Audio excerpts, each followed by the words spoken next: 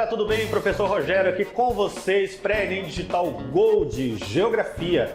Agora nós vamos falar aqui com vocês de problemas ambientais, em duas aulinhas, para a gente entender o contexto, né, de vários problemas ambientais que nós estamos e temos dentro do nosso planeta e o que isso pode ajudar na sua prova do ENEM. Falar em problema ambiental é falar de vários aspectos que envolve a atmosfera, que envolve a hidrosfera, que envolve a biosfera e todos os impactos, né, que o homem, a ação antrópica, faz em cima do tema. Uma das primeiras coisas que eu quero discutir com vocês aqui é a ideia de poluição atmosférica, né? Então, como é que se dá essa ideia de poluição? Nós temos poluição atmosférica quando o homem, né, apesar que a própria atmosfera, né, você já deve ter visto aulas nossas aqui sobre as camadas da atmosfera, ela tem um sistema natural de proteção da Terra, seja ele, né, por camada de ozônio, seja através do efeito de estufa natural, mas temos uma condição de proteção a nível de calor e de frio, o que faz com que a Terra tenha, né, uma habitabilidade. Só que o homem, no seu avanço, na sua modernidade e fazendo com que cada vez mais a tecnologia chegasse aos lares, ele também criou impactos, né, dificultando a vida da nossa atmosfera. E sempre nessa condição, nós temos grandes capacidades de absorção desse impacto, só que a natureza já não está dando conta de conseguir resolver tudo aquilo que o homem tem despejado dentro dela. Então a poluição atmosférica ela começa a acontecer justamente quando as indústrias, as grandes fábricas iniciam, dentro da Revolução Industrial, elas iniciam ali as produções em massa. O mundo passa de ser manufatureiro e a próprio advento da indústria traz ali um conjunto enorme, né, de empresas trabalhando e começando a poluição. Nos anos do século XIX para o século XX, isso ainda era moderado, mas do século XX para o século XXI, cada vez mais o homem, dentro da sua modernidade, produz elementos químicos que são jogados na atmosfera. Então, nós podemos colocar que uma poluição atmosférica acontece quando há um acúmulo de substâncias químicas, né, que sejam tóxicas, que sejam jogadas na atmosfera ou, né, simplesmente eliminadas, não na sua totalidade, mas num conjunto delas. Então, esses resíduos tóxicos feitos de queimas de combustíveis fósseis, de produtos químicos dentro das empresas, nem todos são dispersados. Eles sobem, ficam permanentemente na atmosfera e depois disso eles conseguem, né, criar impactos que alteram toda a nossa condição de vida. Então, um dos principais impactos, né, que nós temos é justamente do uso de combustíveis fósseis. Diesel, gasolina, querosene, né, e a queima, né, indiscriminada na produção das indústrias. Então, monóxido de carbono, dióxido de carbono, principalmente ali com veículos automotivos, ônibus e caminhões, dióxido de enxofre e dióxido de nitrogênio. Tudo isso suspenso na atmosfera e o impacto na nossa forma de vida acontece. Certo? Todo o centro urbano ele tem ali um conjunto de vida, né, muito próprio. Então eu tenho indústria, eu tenho a urbanização, eu tenho residências. O conjunto disso tudo, gente, determina a qualidade de vida de uma pessoa. Se você pegar esse lugar como a China, que agora reduziu um pouquinho a sua parte industrial por conta da pandemia, mas no ritmo normal da China, várias cidades são extremamente cobertas já com poluição. Se você pegar a Índia, como pega Mumbai na Índia, se você pegar Nova Delhi, ou na China, pegar Hong Kong, pegar Pequim e outras cidades com grande potencial industrial, você já vê esses impactos estabelecidos na atmosfera. Então, para poder conseguir identificar o tipo de poluição e a forma que essa poluição está atingindo, são feitas análises de micropartículas, de medidas, né, de espaço de ar que estão em suspensão. Então, é retirada uma amostra para análise, né, identificado quais são os gases que ela tem, e aí daí é feito cálculos matemáticos para identificar o tamanho do impacto e a incidência dele sobre o homem. Então, dependendo do tamanho e da quantidade que eu tenho, tá, de partículas encontradas, a gente consegue entender a dificuldade, né, de respirar e consegue entender, por exemplo, a poluição do ar. Então, toda a qualidade de vida que nós temos hoje, ela é medida, né, constantemente por instrumentos que fazem toda a análise, certo, do que tem nocivo na atmosfera que nos impacta. Então, você tem lá no começo, né, uma coleta de amostras, né, dessa porção de ar, você tem toda uma análise química e laboratorial em cima disso e o entendimento de quais são as maiores partículas e como que isso pode se dar em relação ao dano ou não da nossa saúde. Tá? Isso aqui é feito em cidades pequenas e médias e é feito uma constância de análise para entender a qualidade do ar. São Paulo mesmo, quando você anda, tem aqueles aparelhos de publicidade que tem lá a hora digital. Se você observar, ele passa a hora e começa a mostrar se a qualidade do ar está boa ou não, baseado em análises técnicas feitas nesses aparelhos. Tá? E uma das maneiras que a gente determina o nível da poluição, né, é toda a análise dessa partícula. Então, coletou, analisou, você tem todo um nível de qualidade do ar. Tá? E aí, por conta do impacto que é feito em cima da qualidade do ar, nós temos os dois efeitos que alteram muito o clima. Certo? Um é o chamado efeito estufa. Ele já é um fenômeno natural, quer dizer, a Terra tem ali um conjunto de gases do qual, quando entra o raio solar, ele reflete, por isso que a gente vê as cores, né? E essa reflexão solar indica depois também, né, o aquecimento da primeira camada da atmosfera e depois isso se dissipa. Só que quando você tem um desequilíbrio natural, que é uma camada de poluição, esse calor, quando chega na atmosfera, ele não tem uma absorção da atmosfera desse calor. Aí junta isso com um contínuo maior de prédios, um contínuo menor de vegetação, quer dizer, um conjunto de fatores que faz com que a atmosfera ou quem esteja no seu entorno absorva esse calor, a Terra acaba criando um chamado efeito estufa artificial, aumentando a temperatura, porque a radiação solar ela não consegue se dissipar na atmosfera, ficando retida ali naquela camada de poluição e fazendo um impacto imenso na vida das pessoas. A professora de Márcio explicou para vocês o conceito de ilha de calor, eu coloquei aqui só para relembrar que ilha de calor também é um reflexo da poluição urbana. Tá? Que é, logicamente, pega uma porção, né? A ilha de calor é específica da questão urbana, então ela é um fenômeno climático que aquece principalmente os centros das cidades em detrimento aos bairros. Como os bairros possuem ainda mais vegetação do que o centro, que é muito asfalto, que é muito prédio, toda vez que o raio solar bate nessas regiões e reflete, ou então é absorvido, como acontece com o asfalto, o calor fica retido nessa posição. Se você andar e ver, por exemplo, uma área central de uma cidade, dá em torno aí do bairro 1 a 2 graus de diferença. Aqui em Cuiabá mesmo a gente vê a área central da cidade com 43, 44 graus de calor, mas o real não é aquilo, é o estado nos bairros, na faixa de 38, 39 graus. Então as ilhas de calor são espaços, né, bem determinados de calor, que ocorrem principalmente por conta da urbanização.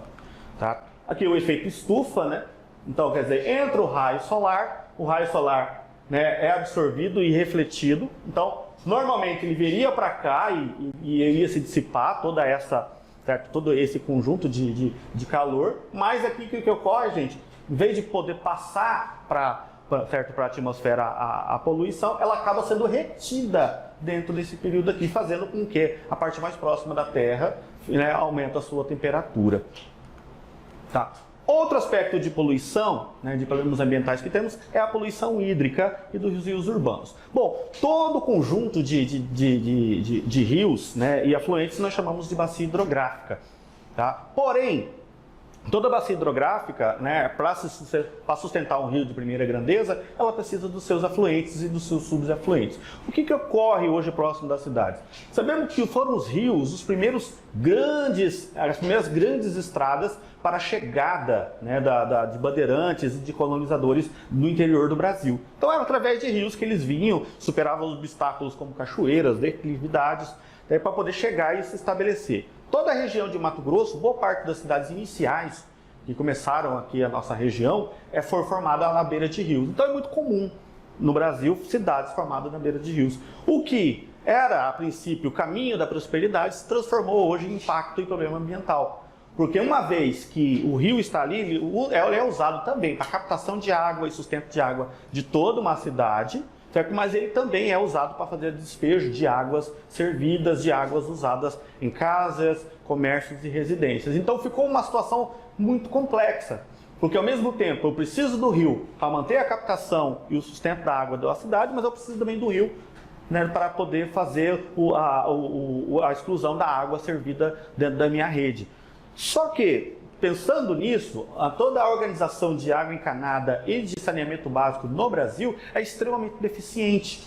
Então você tem um conjunto, né, de rios e afluentes que recebem uma carga, né, porque hoje nós temos uma rede urbana grande em cidades pequenas e médias, né, uma rede urbana muito grande, então desde lá do afluente já está tendo algum tipo de impacto, certo, em relação à condição de água. Então, uma das coisas importantes de se lembrar aqui do Brasil é a falta de saneamento básico. Nós temos uma rede de saneamento muito pequena perto daquilo que precisaria pela capacidade de uso. Então é muito comum você ver em várias cidades, vocês aí em cidades maiores ou menores de Mato Grosso que estão assistindo, pergunto para vocês, como que é o saneamento daí da sua casa? Certo? Vai para o esgoto de rede, na rua, ou é fossa séptica? Porque boa parte, né, aqui em Cuiabá, a gente teve por muitos anos fossas sépticas, que é aquela que você cava para poder fazer lá o depósito dos dejetos da sua casa. Então, outro ponto também, né, que é impactante é a falta de água encanada em várias partes do nosso país. Por mais que se pense que a globalização e a modernização levou infraestrutura para todos os espaços brasileiros, isso não é um mito, isso não é verdade. Nós temos sim, muitos lugares ainda não temos água encanada. E como que essa poluição hídrica ocorre? Justamente pelo depósito in natura que se tem, certo? Dos diferentes usos da água diretamente em rios, córregos e seus afluentes. Na nossa capital, como exemplo, eu tenho boa parte dos grandes córregos daqui, que são afluentes, né, da bacia do rio Cuiabá, todos contaminados. Quase que esgotos a céu aberto, porque a nível de vida ali é muito menor. A capacidade de ter peixes é nula, porque boa parte do córrego ele vem recebendo águas servidas e domésticas, e todo o uso do esgoto praticamente in natura cai dentro desses rios. O que deveria, né, de ocorrer seria todo um processo de conscientização e também de equipamento para poder nem todas essas águas servidas caíssem diretamente nos rios, tivesse tratamento antes de chegar nesses espaços. Aqui um mapinha mostrando a questão, certo, da disponibilidade de água tratada, certo, e da rede de esgoto. Aqui em cima é a parte de água, né? Então, Amazonas, né, e Pará são estados com por mais que sejam estados que têm muita água, né, ali da bacia amazônica, são os estados que menos têm capacidade de água encanada. E olha aqui a questão da rede de esgoto. Então você olha, o nosso estado aqui não está ali, está bem no meio da tabela, né, de 20% a 40% da população é atendida apenas. Né, você tem ali menos de 10% na região amazônica e só o sudeste aqui, um pedacinho do sul, como estados com grande capacidade de tratamento de água. Quer dizer, são estados que estão tentando, estou falando que estão conseguindo, né, estão tentando manter a poluição hídrica dentro de um controle. Apesar que São Paulo, né, que é o estado mais industrial do Brasil, ainda continua poluindo muito. Por mais que tenha todo um cuidado de tratamento, né, dessa água, ainda tem todo um processo de contaminação, como do rio Tietê, né, que sai daqui da região de São Paulo, ele nasce 20 quilômetros quase para chegar no mar. Né, é um rio numa drenagem diferente, em vez de ele vir para o mar, ele vai para o continente e ele vem sendo poluído. E tem todo um trabalho de limpeza aqui nessa região sul. Certo? Então a poluição hídrica ela pode ser pontual ou pode ser difusa. Pontual é quando acontece um rompimento de um duto, como de repente estourou um gasoduto, né, um oleoduto, aconteceu um impacto temporário que pode ser sanado. Tá? Então, aquilo polui temporariamente uma determinada parte, como por exemplo o rompimento de um tanque de óleo da embarcação, ou um produto químico que vai direto sem tratamento para um rio. Nesse contexto aqui você tem uma poluição de origem pontual. A difusa, certo? Ela envolve o quê? Né? Efluentes. Então, sempre o homem, na sua ânsia de se desfazer daquilo que ele tem, né, de água servida, ele é jogado diretamente dentro da água. Então nós temos aqui a poluição de origem difusa muito mais comum, poluição hídrica difusa, do que a de origem pontual. Tá? E aqui alguns termos que a gente coloca aqui para vocês entenderem. Então, poluição biológica, né, quando é lançada a matéria orgânica das drenagens, né, e faz um processo que acaba aumentando e diminuindo, certo, a oxigenação da água. A poluição térmica, que é ligado diretamente, né, à questão do uso, prejudicando o ecossistema, mudando. Quer dizer, isso aqui é muito provocado por indústrias que acaba alterando, certo, a temperatura da água com o eliminado dos produtos de produção. Poluição química, aqui mesmo reagentes químicos que são jogados dentro da atmosfera, né? E tem toda uma parte que depois precisa fazer descontaminação. Tá? A poluição química no Brasil, ela já teve índices muito mais altos do que nos tempos atuais. Vamos pegar a cidade de Cubatão, que era exemplo disso aqui, que jogava toda, né, a produção de seus dejetos industriais dentro dos rios da região, e aí todo um processo de conscientização e de limpeza para que a cidade pudesse ser melhor. E a poluição sedimentar, que essa também é comum, porque quando, né, você tira as coberturas vegetais que tem em torno ali das suas margens, aí toda a parte de barranco dentro dos rios e acaba assoreando e modificando todo um ecossistema. Tá? Outra coisa que se pensar é como que nós podemos reverter esse processo. Então, a despoluição de um rio, gente, ela é muito complexa. Ela vai desde certo, da entrada com balsas dentro desses rios para que você possa fazer ali a captação da sujeira que está dentro do fundo dos rios, até um processo, né, que você vai tratando o rio por suas partes ao fim que ele possa ter vida novamente. Então, todo o processo de despoluição, como está ocorrendo, por exemplo, no Rio Tietê, ele está ocorrendo já há mais de 10 anos e ainda falta muito para que ele consiga ter um impacto, um resultado, né, aceitável, de trazer a vida de volta para o rio, né? Mas hoje existem algumas técnicas de despoluição do rio que eu vou falar brevemente para vocês aqui, que estão sendo usadas não só para despoluir rios, mas também que faz com que a água, né, chegue uma quantidade menos poluída em rios, né, que abastecem as cidades. Primeiro é a dragagem, né? Então vocês estão vendo, é justamente, né, o uso de máquinas para que pudesse fazer a sucção e a leitura, certo, da base do leito dos rios. Então, quando vez que tem dragagem, né, em rios grandes, você encontra tudo aquilo que o homem desperdiça e joga lá dentro.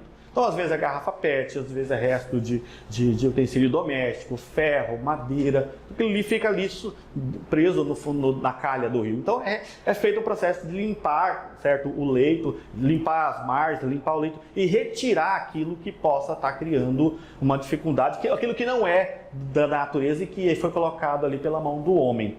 Então, no Rio Tietê, como exemplo que eu estou falando para vocês, que está tendo esse trabalho de limpeza, por dia é tirado mais de 1 tonelada de lixo em uma porção de menos de 1 quilômetro. Para você ver o quanto que o homem, né, polui, o quanto que o homem, né, na sua ânsia de se desfazer de qualquer coisa, joga tudo dentro de rios.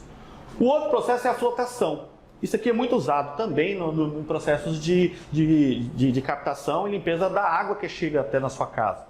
Certo? Então é lançado sulfato de alumínio, né? É feito todo um processo de reação química e física, e a sujeira, ela faz o quê? Ela decanta, ela desce.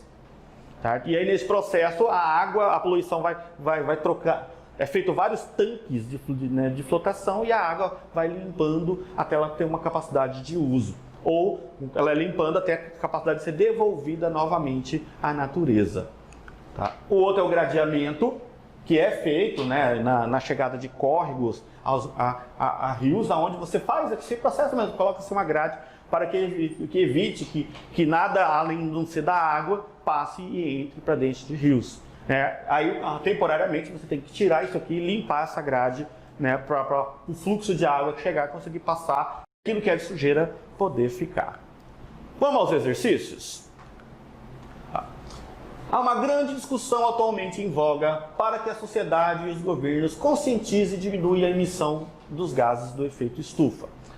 Entre essa prática, a seguir mencionadas, assinale aquela que pode ser considerada totalmente limpa, no sentido que não emitir poluentes na atmosfera. A. Produção de energia em hidroelétricas, utilização de fertilizantes na agricultura, atividade pecuária, construção de aterros sanitários ou atuação, certo, de usinas de energia nuclear. Então, dentro dessa discussão, qual que pode ser, né, dessa possibilidade a mais limpa, né, em relação à parte de problemas ambientais, certo?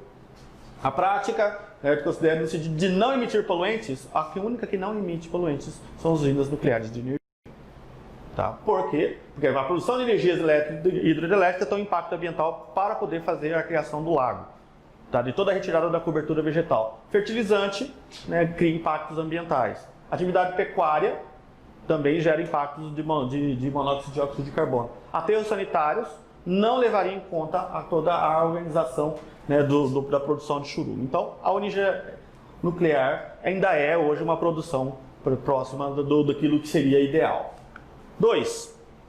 Né, no texto que fala sobre ilhas de calor que afetam as cidades médias de São Paulo, o que nós podemos colocar? Né? Uma pesquisa realizada por pesquisadores da Unesp constatou que a existência do fenômeno é cada vez mais evidente, né, também nas cidades médias paulistanas. Então, segundo João Lima Santana Neto, professor do Departamento de Geografia do campus da Unesp de Prudente, o levantamento feito em 14 cidades verificou que houve um aumento de 1 grau na temperatura nos últimos 49 anos. Então, registro de difusão de ilha de calor nas cidades médias paulistas pode ser vinculado ao quê? Ao aquecimento global, o professor Edmar falou com vocês na última aula, aos danos causados pelo efeito estufa, à verticalização dos ambientes urbanos, a construção de espelhos d'água, a falta de infraestrutura, ao não exemplo da não pavimentação das ruas. Então, o que pode mais causar aqui, certo, os efeitos, né, de ilha de calor? Certo? A verticalização.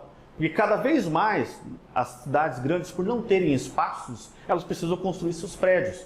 E construção de prédios significa retirada de árvores, de cobertura vegetal. Então, e também todo o processo de verticalização faz também que tenha toda uma infraestrutura urbana, como a questão, certo, de ruas, de asfaltos. Juntando tudo isso ao contexto do calor natural do lugar, você tem um aumento da temperatura e uma não certa circulação real da atmosfera. Tá bom, gente? Então, verticalização seria aqui os impactos principais que afetam as cidades em relação à ilha de calor.